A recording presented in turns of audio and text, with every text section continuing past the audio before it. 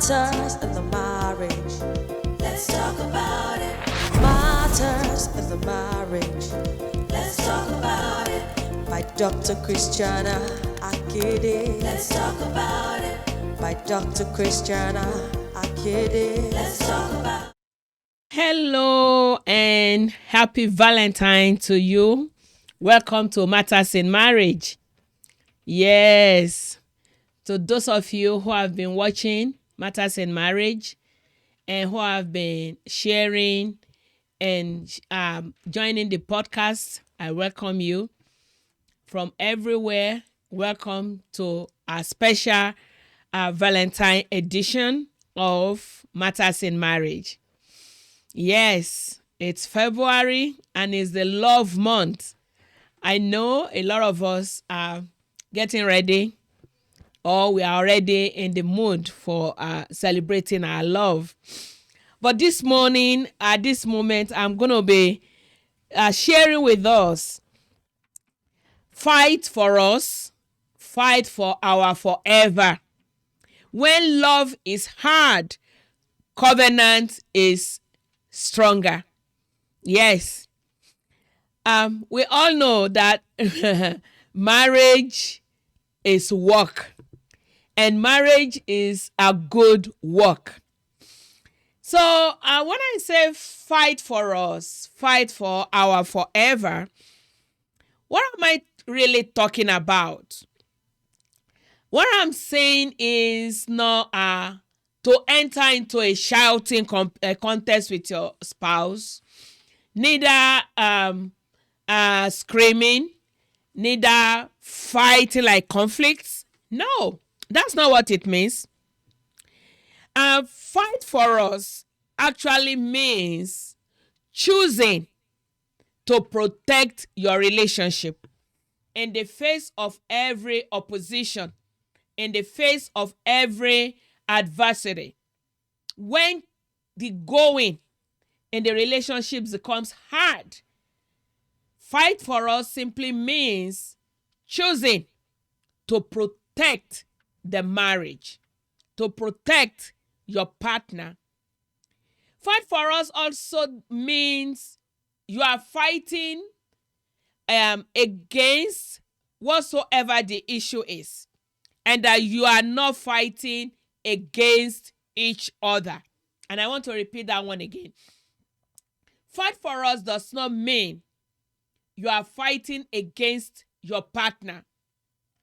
Remember when we say somebody is fighting for their life, for example. That doesn't mean the person is entering into a conflict with him or herself. It means you are putting in effort. It means you are choosing to stay, to tarry, to hang on in that particular situation. You are not giving up. You are not throwing in the towel. You are not calling it quits. And in marriage relationship, a fight is not a signal of failure. It's a sign that there is something that we need to have a conversation about. I repeat that again. Fight for us is not a sign that your marriage is failing. It's only a sign that says something is wrong and we need to talk about it and we need to overcome it so that we can move forward, so that our marriage can continue to grow. Also, fight for us is not like practicing silence where you say, oh, I don't want to talk about it, or avoidance. You're avoiding your partner, you're avoiding the situation, you are sweeping things under the carpet. And it is more dangerous to be silent, to be avoiding the situation, than to actually enter into a period of disagreement. But we know that we can disagree, but we cannot disconnect. I say that again. You can disagree, but please don't disconnect. So in the Bible, in the book of Jude chapter 1 verse 3, I'm just going to use a phrase there. It says, contend earnestly. Contend, that is, make intentional efforts regarding a situation. Make a positive intentional effort to overcome that challenge. So fight for us. Listen to this, I want to say. If you don't fight for your marriage, something else will fight against it. Let that sink in for a moment. If you don't give intentional effort to make your marriage, to make your home, to make your partner a priority, to make your relationship to grow, something else will fight against your marriage. Something else will fight against it. I want you to ask yourself, have you been fighting for your marriage, or you have just been reacting? That is, there is no effort. All you do is to react to situation. Fight for us says you are making an intentional decision, intentional choices. You are not fighting against your partner, and that this situation or the disagreement you currently have, it's not because your marriage is failing. It's just calling your attention to an expectation either from your spouse or a situation that is not favorable in your relationship. Let that sink in.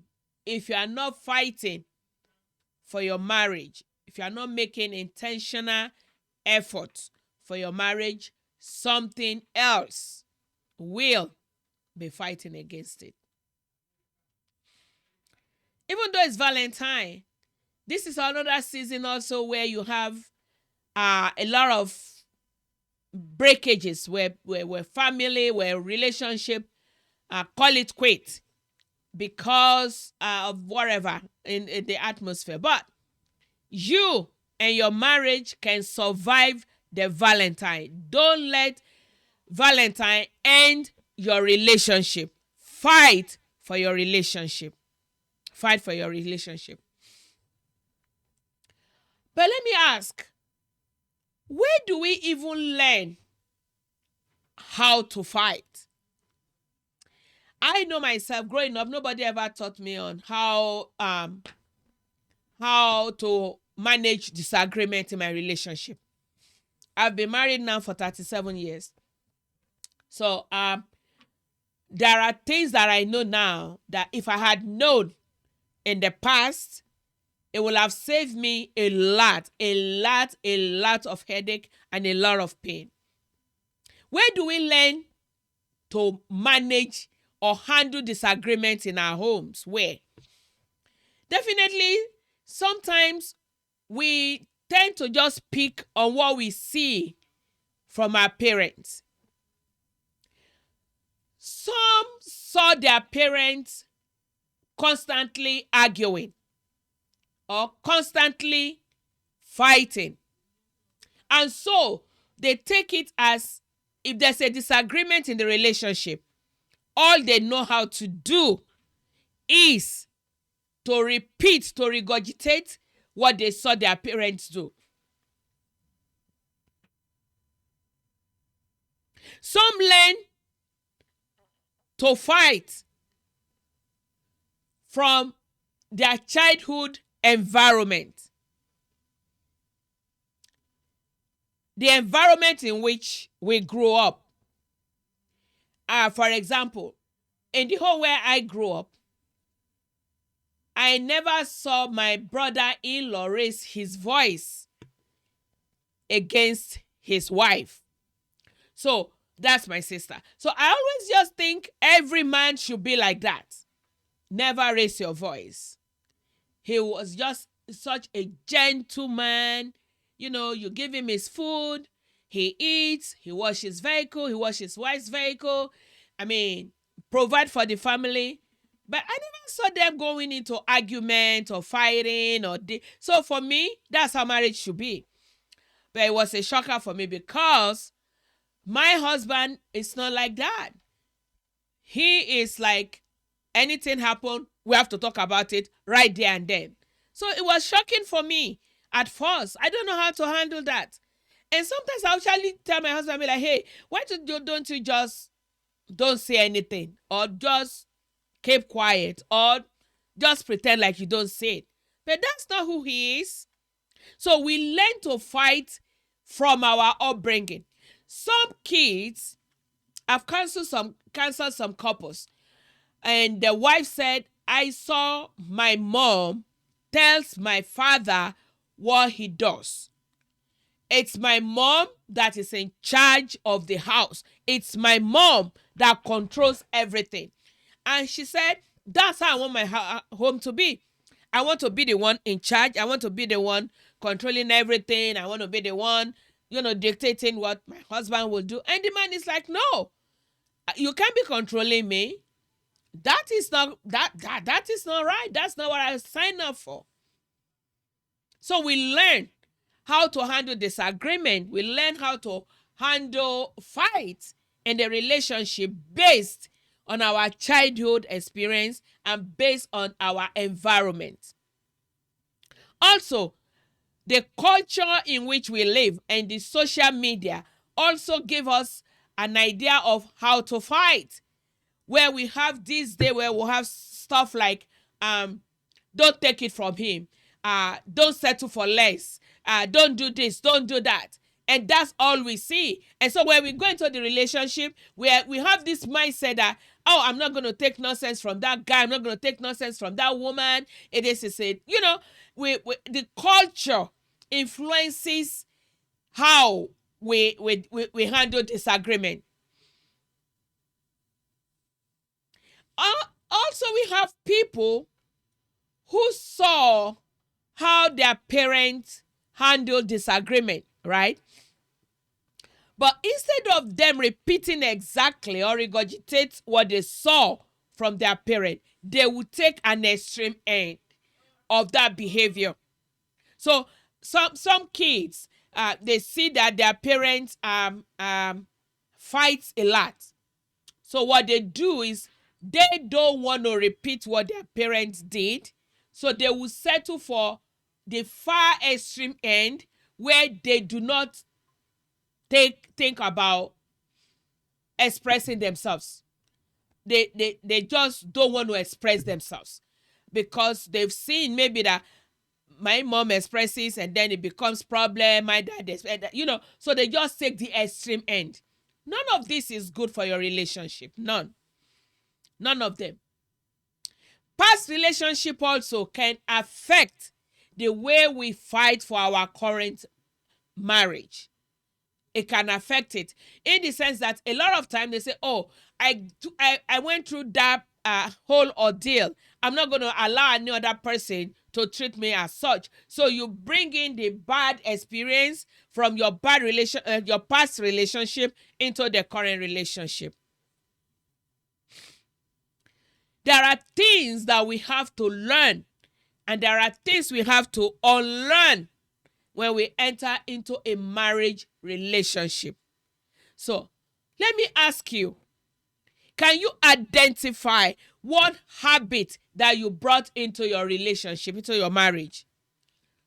Not to blame yourself, but to understand where you are coming from, why you are choosing the position, the posture that you are taking in your relationship. I've had kids say, for example, I never saw my dad and my mom argue. The truth of the matter is, there is no couple that don't argue on one thing or the other. The only difference is sometimes they go behind the closed door and you never saw them do that. So when you're in a relationship now, you'll be like, oh, no, don't talk to me because my mom never talked to my dad. No. We have to unlearn some of these things from our background when it comes to having disagreements and managing it to make sure that our relationship is still intact. To make sure that we are growing. And to make sure that we are not fighting our partner, but that we are together, the two, fighting that particular situation. So what are the things that couples normally have disagreement on? Actually, before I go into that, because my take is, love in a marriage relationship is hard.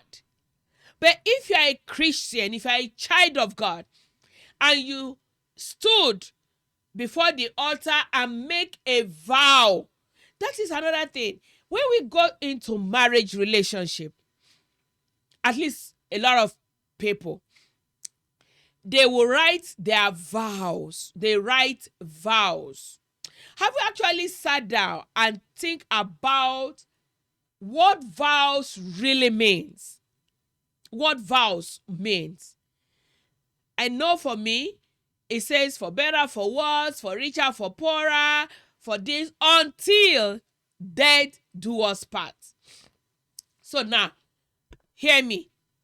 When you go into a marriage relationship, if you're a Christian, and even if you're the other religion, you go to a sacred place and you recite your vows before your spouse, before the congregation, and before God. So you are putting a commitment on yourself.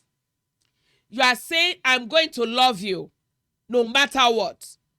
I've never seen anybody write a vow that says, I'm going to love you as long as this is in place. No. Everybody genuinely go into marriage and go into this covenant putting commitment on themselves, saying, I'm going to love you in spite of, despite of, da da da da da da da da da. So when we are talking about fighting and we're saying love is hard, we're saying covenant is stronger. Covenant put a different spin on your disagreement. I repeat again. The covenant, the vows you made before your spouse, before the congregation, before God, put a different spin on your disagreement. Because what that says is, under covenant, until they do us part. So, it's not so much about your spouse changing. It's about you fulfilling and keeping your own side of the covenant that you made, of the vow that you gave to your spouse. I always wonder, after couples recite their vows on the altars, do they ever go back to even read it? Do they ever go back to actually just pick it up and read it again? Or go back and read it to your partner? I always just wonder, because I think for me, 37 years ago, I still have my invitation card and I still have the program where the vows were written. I don't think we've ever gone back to read it again and just to reassure ourselves of what we actually declare, what we put, the commitment we put on ourselves before our spouse. What am I saying? Having that at the back of your mind, that I am under a covenant with my spouse, it gives us a foundation to rely on, that this situation, we are going to conquer it. I'm not going to chicken out. I'm not going to run away because of so and so that is happening. Does that make sense? Because covenants explain that even though things can be hard, it's just temporary. It's not going to last forever. It's not going to last forever. Covenant means we are fighting to protect us, not you, but us, the two people in that relationship.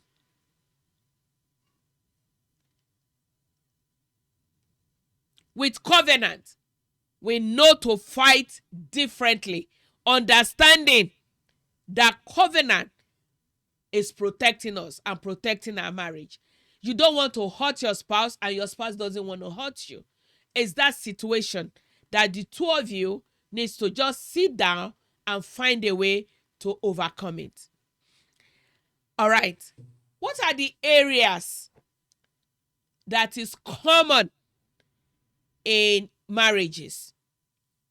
Number one area is communication. Communication. Communication is one of the problems that plague marriages. Assumptions, sometimes the tone, sometimes the feeling of not being heard. In other words, you've been saying something, and it looks like no action is taken to correct it. Number two, in terms of areas that brings challenges or disagreement in marriages, finance. One person is the spender. One person is the saver. One person is the what do I call it? Impromptu. They don't plan for anything. The other partner in the relationship is the one that wants to plan spending. So finance can be an area of disagreement. Another area of disagreement in a marriage relationship, intimacy and connection. And that is very tricky because intimacy is not just when you're having sex with your partner. Intimacy and connection is rubbing off of each other completely in all areas. Turning to each other. I give an example of building intimacy and connection. It could be something as simple as, what's for dinner tonight? What are we going to eat tonight? And you turn to your partner, what are we going to eat tonight? And your partner and yourself, you say, okay, we have this in the house, we have that. You know, sometimes you may not want to eat what your partner wants to eat. But because of connection, you enjoy what your partner wants to eat. So sometimes I don't want to eat rice, but maybe my husband wants to eat rice. Just for us to be, connected, I say, okay, I'll eat rice also. Sometimes he doesn't want to eat what I want to eat, but because that's what I want to eat, he too eats what I want to eat. So what am I saying? Connection and intimacy is on every area. It's not just it's not just on the bed alone. No. It could be like you want to dress to go to a party and you saw your partner brought out a green dress, a green color. And you're like, okay, you said to yourself, how do I match this? My spouse is doing this. How can I complement? Just thinking aloud together, like, okay, I want to wear this. What do you want to wear? I have this in my closet. Okay, let's do this. In little things, and it could even be something more bigger, like want to schedule a doctor's appointment. Okay, me too. I want to go to the doctor's appointment. Okay, we can just schedule our appointment together. Connection and intimacy is on every area, not only in the bed alone. Connection means turning to your partner, turning to each other, looking at each other, seeking each other, feeling each other,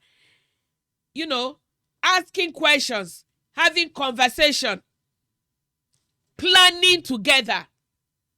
Planning together. Some couples don't know how to connect. They don't. They're living married single. Everybody is doing their own thing. No. That can drive a big wedge between couples. And at the end of the day, if you don't fight, that is, if you don't take actions and be intentional, your marriage could be in problem. Another common area of disagreement in marriage is roles and expectation. Roles and expectation. That is, who does what. I don't believe in gender role. I don't. Because gender role says, for example, the woman's supposed to be the one cooking and cleaning the house. The man is supposed to be the breadwinner, bringing all the income. But we're in a society now where both are bringing in income, or maybe one is bringing in income. Or maybe, what if your spouse's hobby, if you're a woman, maybe his hobby is cooking. He knows how to cook. So are we going to say because it's a gender role now, he will not be able to express himself by cooking, and because that is something he enjoys doing? So roles and expectation. Who takes leadership in certain area? There are certain areas where you are stronger than your spouse. I know me. Finance, my husband is stronger than me. So I let him take the leadership. And he's been doing a phenomenal job taking care of our finances. There are areas that I am stronger than him, and I have to take the leadership on that area. So roles and responsibility, knowing each other's strength and each other's weaknesses, and complementing each other in those areas where we lack.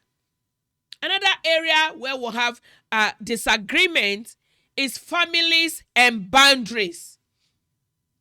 Family, external families, and boundary setting. You got to make your partner a priority. Your partner is number one. If you're a man, it's not your mom, it's not your father, because you already gave them up to be with your wife. If you're a woman, your family is not your number one go-to person. It's your husband. Boundaries, in-laws, children, outside influences. Managing those relationships. I've had couple in a counseling session, and the man is so feeling so inadequate, because he says before his wife turns to him for anything, she goes straight to her parents. And he said, I've been bringing it up to her several times, but she just I'm just so used to my family. I'm just so used to them. No, you've been married 10 years. Turn to your husband first. Don't let outside influences. Some people prefer their friends than their partner. They cater. Now, let me say this carefully. Some women in the church, they cater to the pastor more than they cater to their husband at home. Those can be areas of disagreement, and it needs to be worked out correctly. Let me say something at this junction. According to an author, I've forgotten his name now, he said every marriage is a cycle of harmony, disharmony, and repairs. I say it again. Harmony, disharmony, and repairs. The problem we have is majority of marriages, they are in harmony, disharmony, they don't know how to repair. And so when you are going through that vicious circle, this person is that, this person is that, your weakness is rubbing off of the weakness of your partner, is creating all this noise and cracks. If you don't have a means of repairing it, it can become a challenge. Another key area of conflicts or disagreement in marriage, it's like time and attention. Busyness, where you are so busy you don't have time for your spouse. Work. no time to bond together, no time to eat together, play together, pray together, share together. Busyness. Our marriages are our priority. We gotta find time.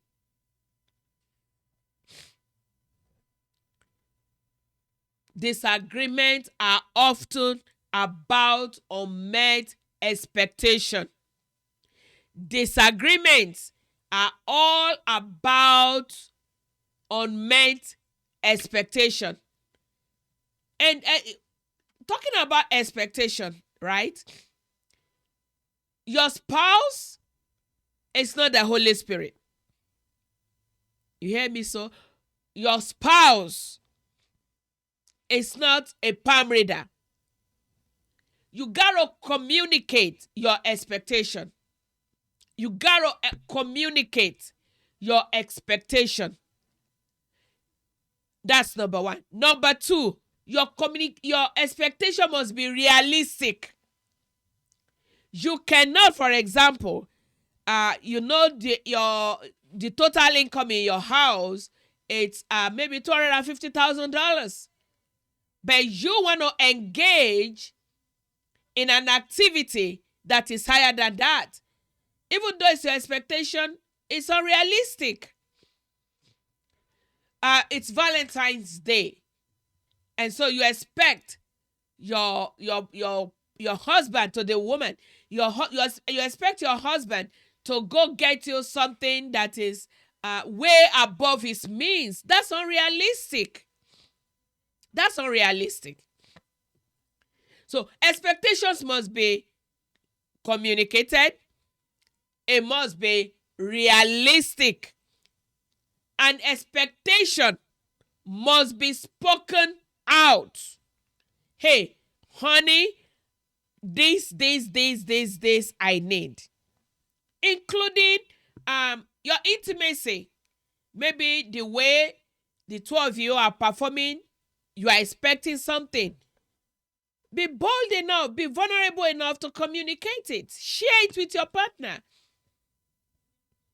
Share it, don't keep it. Because when you keep some of this expectation, you are expecting your spouse to automatically know some things. No.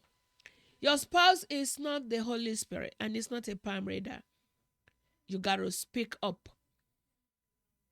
And when expectation is communicated, it should not just be discarded or brushed aside or pushed aside or minimized. No. There should be a conversation about that expectation and action, what needs to be done to get it resolved. Because when expectations are not met constantly, it results to resentment. And resentment is like a poison in a fish tank. If it's not taken care of, that fish in that tank is going to die. So, what am I saying? Expectation is very, very important to be communicated. Make sure you are meeting each other's expectation. Now, what are the tools that we can use when we are having disagreements? What are the tools? What are the things that we can use to help us? Because as a marriage coach, my duty is to provide you with tools that you can use at that moment when things are getting heated up. Covenant does not say you should not have skills. Covenant requires you to build skills that you can use when you have disagreement. Number one, pause before you react. Pause before you react. When anything happens, James 1:19, very, very important. It says, be quick to listen, slow to speak, slow to anger. I say it again. Pause before you react. Be quick to listen. Be a good listener. Be slow to speak. And be slow to anger. You see, in my own relationship, sometimes even my husband will say something, say, oh, why are you not responding? I'm still processing it. I don't just want to rush out words. I don't just want to rush out stuff. I'm processing what you just said. I'm processing this situation so that I know how to respond. Process before you respond. And please put this down. Never match your spouse's anger in the moment. Never match your partner's anger in the moment. What do I mean by that? If your spouse is angry, you be the gentle lamb. If he wants to vent, let your partner vent. But don't match that anger. Don't be, if he's at the top of his voice, which he's not supposed to do, don't match it. Don't match it. These are powerful tools. Powerful tools. When one person is angry, the other person, please use this tool. Use it. It's on you to control you at that moment. That is where the fight is. Because your emotions wants to respond immediately. Your emotions wants to react immediately.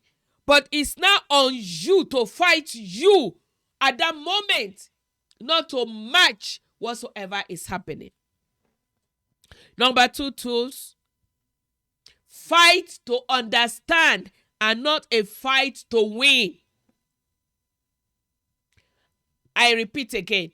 Fight to understand your spouse and the problem rather than to win. Winning an argument but losing the connection is still a loss. Let me repeat that. Winning an argument but losing the connection between you and your spouse, you are still losing. You are still losing. You are still losing. Statements like, can you help me understand what you mean? It's very, very important. Can you explain more? Can you explain better? Can you give me examples so that I can understand what you mean or what you're saying? Fight to understand by being a positive listener. Don't demean your partner's concern. Don't minimize it. Don't be contemptuous where you minimize it. Oh, is that the reason why you are? Is that the only reason why? No, don't do that. Don't do that. Don't do that in your relationship. It will hurt you at the end of the day, and it will hurt your partner. If anything is important to your partner to bring it up, be humble enough. Be humble enough to empathize with them. Oh, is this how it makes you feel? Oh, can I reframe what you are asking me?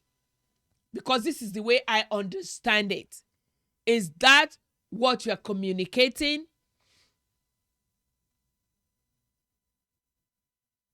And remember that the person that is standing across from you or sitting across from you or sleeping across from you is your partner. It's not the enemy. It's not the devil. That person is your person. It's yours.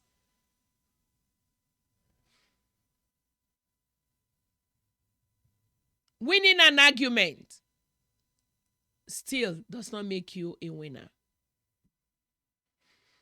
Number 3 tools. Use the word I in your language. instead of you always or you never. No. Something like, I feel unhappy when, for example, the trash is not taken out on time. I feel unhappy, or it bothers me when the bills are not paid and our phones are disconnected. You talk about you. What about that situation makes you feel? What are the emotions that situation is generating in you? It makes me angry when the food is not ready on time. And give your spouse the opportunity to respond. Another tool is stay on the issue. Don't stack up old offenses or old disagreement. The current issue is what we should talk about. Don't go all over the world. Picking this, last year you did this, 2 years ago it was like that, No. Let's talk about what just happened. Let's talk about just what the situation is currently. And let's find a solution. And this is where forgiveness also comes in, whereby we don't keep track of our partner's wrongdoing. Show mercy, show compassion, show kindness to your spouse, just like you will show to yourself. Another one is take a break and always come back. Not a silence treatment, but take a break and come back and talk about it. Whatsoever the situation is. If the moment is too hard, can I come back? Can we come back? Take a break. Because if you don't take a break, sometimes you say things that you really don't want to say. You say things that will come back to regret. Take a break. Take a break. It's recommended that you take a 20 minutes walk, if it's possible. And the spouse should recognize that we've not fully addressed the situation, but we need to go back and regroup our thoughts, our emotion, and come back to talk about it. Taking a break does not mean you are taking a break forever, whereby you don't talk about it again. No. Because every issue that is swept under the carpet is never resolved. And it's a drainer. It's an issue that will drain the joy, the love in your relationship. Establish boundaries during conflicts, during disagreement. Have a boundary, an off limit. Hear me. In my home, we have our boundary. No matter how the disagreement is, we will still go back and sleep on the same bed. No matter what it is. You cannot leave the bed or the room to go to another room or another bed and say, no, that's where I'm going to be sleeping because we're having a disagreement. No. And I have listened to women. Listen to me. I've been in counseling session with women who totally and completely disrespected their husbands, even in the presence of the third, fourth party. Don't do that. It's off limit. Don't call your spouse names. Women, don't insult your husband. Don't insult their manhood. Don't insult their identity because you are angry. No. Don't do that. Establish boundaries. If I'm having conflicts with you, don't drag my mother in.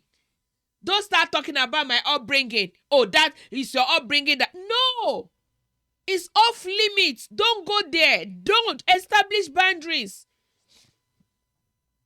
We did that very early in our marriage. When we have disagreement, We don't talk about our parents.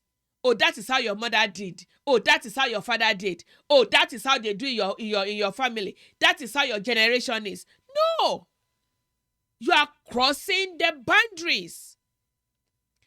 The marriage is between myself and you. Don't drag my mother's failure, my father's failure into our own relationship. Establish boundaries. Agree on the boundaries. Your marriage is not a no-holds-barred fighting ring where everything can be thrown into it. Everything. No. Establish boundaries. I'm going to say that again. Establish boundaries. There must be some things that is off limit, things that you cannot talk about, areas that you cannot go. When there is a disagreement, it's not a free for all. This is what bothers me all the time. I hear people say, "Oh, that is how I am. That is just how I talk. That is why." Honey, babe, you go to your job. Do you talk to your supervisors like that at your job? No, I'm just asking. Do you talk to your supervisor like that on your job? Or maybe you have done it 2 or 3 times, but you know what the outcome was. You know what it turned out to be. You know it. There are boundaries. Life is filled with boundaries. You got to establish boundaries. We don't go to these areas where we have disagreement. We don't touch these areas. You don't. The situation is between the two of us right now and this third thing that we are trying to address. So fight for us. Fight for forever. Love can be hard and challenging. We are all work in progress. All.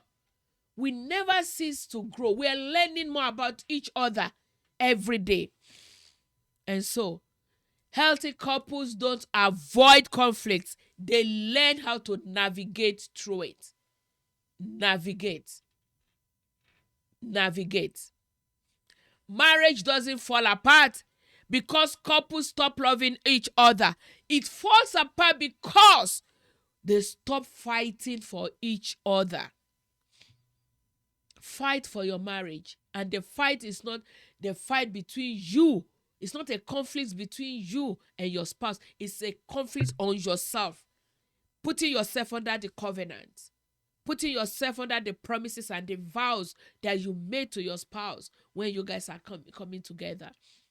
And understanding the fact that the fight is not a physical contest of shouting and screaming and insult and abuse. No, it's a fight on you controlling your own emotion at that moment, at the heat of the moment when there's a disagreement. The fight is you keeping yourself under compulsion, under control, being self-control, and finding solution together.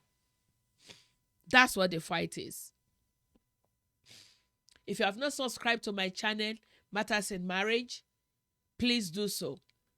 Share this broadcast with your friends. I'm a licensed marriage counselor, a marriage coach. You can reach me. I'm on TikTok on Dr. Christiana Kede on TikTok. Valuable videos are there. So this Valentine, we are not talking about perfection, but we are promising ourselves that we will choose to be intentional. We will choose to put effort into the success of our marriage, and we are choosing covenant, even though love can be hard. Because when we fight for our marriage, something else will not be able to prevail against it. Happy Valentine. Stay blessed. Your marriage matters. And remember, God wants you to prosper in your marriage. Have a wonderful one. Bye.